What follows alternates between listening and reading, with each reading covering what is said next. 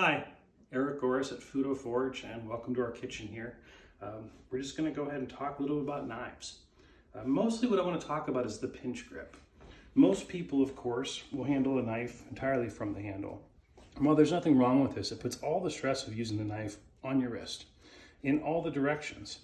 I'm very much a fan of the pinch grip. And for the pinch grip, we just come up and we put our fingers right up against the choil of the knife, and the two other fingers, our forefinger and our thumb, come together to control the blade.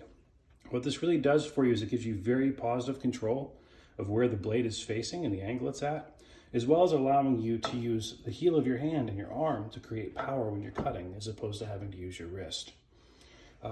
I purposefully round or radius the spines as well as the choils of all my chef's knives, just to make this a comfortable position to work in, so you know the edge is cutting into your hand all the time. It really allows you to work on the knife all day. So let's go ahead and we'll spatchcock this chicken, and I'm going to start with the standard handle grip to begin with.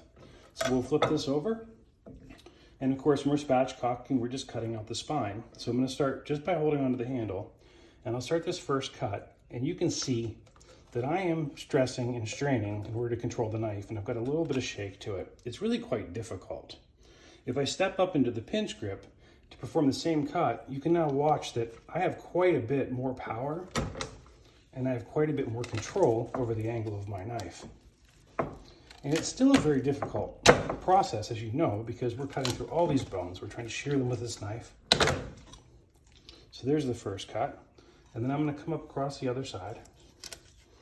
I'll go ahead and we'll punch through the same bones again on the other side of the spine. And I'll just use a little bit of the edge to take the rest of the spine out. Now, of course, in the spatchcock, we flip the chicken over and we go ahead and we settle it out flat. So you can see that it makes it a much easier process, even with something like spatchcocking a chicken. It's not just applicable to slicing vegetables and precision cutting. Thank you very much. Appreciate you watching. You guys have a great day.